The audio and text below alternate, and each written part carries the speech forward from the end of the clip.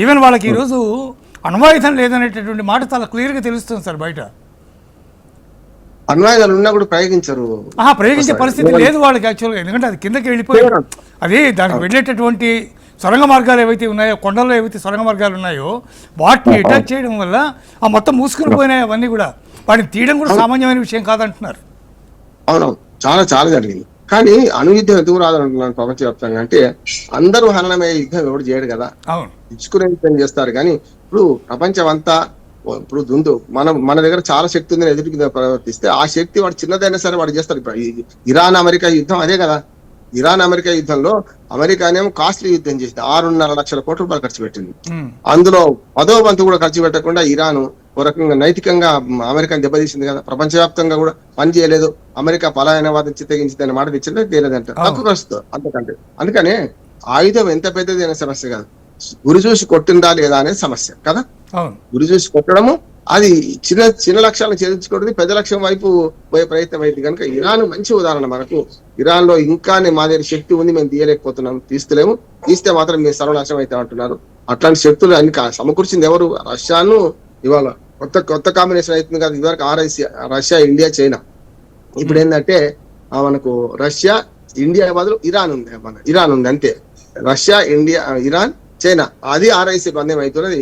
ఇప్పుడు మనం ట్రంప్ ఏం శాపనార్థాలు పెడతారో తెలియదు, కానీ మొత్తం మీద వాళ్ళు బలోపేతం అవుతున్నారు. రేపు పొద్దున రష్యా అట్లాగే ఈ చైనా కలిసి ఇరాన్ ను పెంపొందించే ప్రయత్నం చేస్తుంది.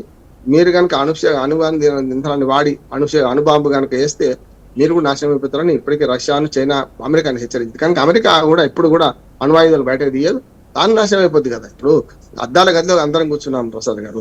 అద్దాల గది నుంచి మనం రాయి విసినా మన అద్దమే పగిలిపోతుంది, అవతలడు విసినా మన అద్దమే పగిలిపోతుంది కదా. కనుక అగ్రరాజ్యాలు కూడా అణుయుద్ధం అయితే చెయ్యాలనుకుంటున్నాను, భయపెట్టడానికి పెట్టుకున్నాను, అంతకని ఏం లేదు. నా ఉద్దేశం ఏంటంటే ఇప్పుడు వాయు ఏదైతే ఉన్నదో దీన్ని మనం బాగా డెవలప్ చేసుకొని ఇంకా దూరపు లక్ష్యాలను ఛేదించే ఒకటి లక్ష్యం కావాలి మనకు. ఒకటి. రెండోది ఏంటంటే ఇంకా పైకి పోయే లక్ష్యం ఒకటి. ఈ రెండు ఛేదిస్తే తప్పనిసరి హిమాలయాలు దాటి శక్తి సంపాదించుకున్నాం అనుకోండి, అప్పుడు ఈ సమస్య లేదు, ప్రపంచంలో సుప్రీం అయితే. భారత రక్షణ రంగ వ్యవస్థలో ప్రైవేటు వ్యవహారాన్ని అంటే ప్రైవేట్ సంస్థని దాంట్లో ఇన్వాల్వ్ చేయడం కానీ లేకపోతే వాళ్ళని ఇంకా ప్రోత్సహించడం కానీ ఏదైతే ప్రస్తుతం భారత ప్రభుత్వం చేస్తుందో ఇది మంచిది కాదు అని చెప్పి కొంతమంది ప్రతిపక్షాలు కానీ కొన్ని ఇష్టం వచ్చినట్టుగా వాళ్ళు మాట్లాడుతున్నటువంటి పరిస్థితి ఉంది. ఎట్లా చూడాలి దాన్ని? యాక్చువల్గా ఇది కేవలం ఆడలేక మధ్యలో పడినట్టు. మీ అప్పుడు చూసినాం కదా, విదేశాల నుంచి దిగుమతి చేసుకున్న వాళ్ళు చూస్తే నేను బీజేపీకి సంబంధమే లేదు మనకు కదా, మీకైనా నాకైనా. ఆనాడు ఎట్లా దుర్మార్గంగా బోఫర్స్ ఆయుధాలు ఏం చేసారో చూసింది కదా మీరు కదా. దిగుమతులు చేసుకోవడంలో రక్షణ శాఖ బడ్జెట్ 90% దుర్వినియోగం చేసింది. శవపేటికల సంగతి చూసినాం కదా మనం కదా, శవపేట కుంభకోణం చూడలేదా? అంటే ఆఖరికి అట్ట ముక్కలు పెట్టి అంటే ప్లైవుడ్ ముక్కలు పెట్టి శవపేటికలను తయారు చేసుకునే రకం మన భారతదేశం ఆనాడు వీళ్ళు విమర్శకుల ఆనాడు పాలనలో చూసినాం కదా. ఇవాళ ఇంత పెద్ద క్షిపణులు తయారు చేస్తున్నప్పుడు తప్పనిసరి ప్రైవేట్ రంగం తీసుకోవాల్సిందే. అన్ని మనమే చేస్తామని లాభం లేదు. మొదటి నుంచి చెప్తున్నాను, పిల్లి ఎలుకను పట్టిందా లేదా, నల్లదా తెల్లదా సమస్య లేదు. చైనా సమస్య కదా, మీరన్న సోషలిస్టిక్ రాజ్యం కదా, మీరన్న కమ్యూనిస్ట్ రాజ్యం కదా.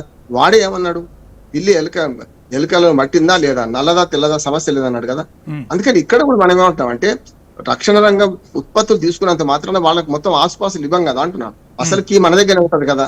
ఉదాహరణకు నేను ఫ్యాన్ల కంపెనీ తీసుకోండి, రెక్కలు ఒక దగ్గర తయారవుతుంది, మోటార్ ఒక దగ్గర తయారవుతుంది, కంప్రెసర్ ఒక దగ్గర తయారవుతుంది, అన్ని కలిపి అసెంబ్లీ వాడు ఖైతారని ఫ్యాన్ వేసుకుంటాడు, అంతేనే కదా.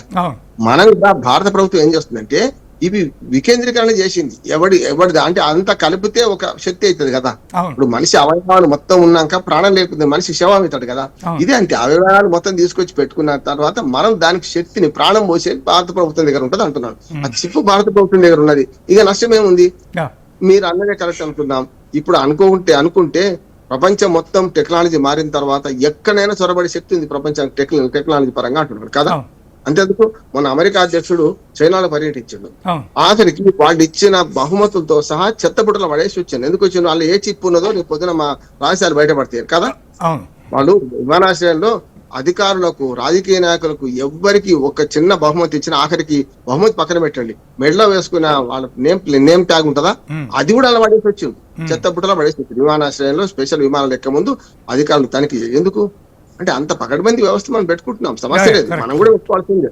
మనము ప్రాణం పోసేది మనం పోస్తాం. మొత్తం ఎక్కడ తయారైంది సమస్య, దాని ప్రాణం మన దగ్గర ఉంది. దాని ఇప్పుడు మాంత్రికుడి ప్రాణం చిలుకలో ఉంది, అని చిలుక మన దగ్గర చేతిలో ఉంటది. మాంత్రికుడే ఉంటాడు. ఇప్పుడు అంతా జరిగేది అదే కదా. టెక్నాలజీ యుద్ధంలో మనం ఎవరిని నన్నంటుకోక నామాల కాకుండా నడవదు. ఖచ్చితంగా నమ్మాలి, మోసపోయినా నమ్మాలి. నమ్మితే మోసపోతాం, నమ్మకపోతే మోసపోతాం. మీరన్నా అన్ని అనుమతులు లేకుండా, అన్ని రకాల పరీక్షలు లేకుండా ఎవరిని పడితే వాడిని క్షిపణి రంగాలు తీసుకొస్తలేం కదా మనం అయితే. అందుకనే ఈ రెండు విమర్శ ఉంటే ప్రతివిమర్శలు కాదంటలేండి, కానీ వాళ్ళ కాలంలో వాళ్ళు ఏం చేశారని ఆలోచన చేసి ఈ విమర్శ చేయాలని నేను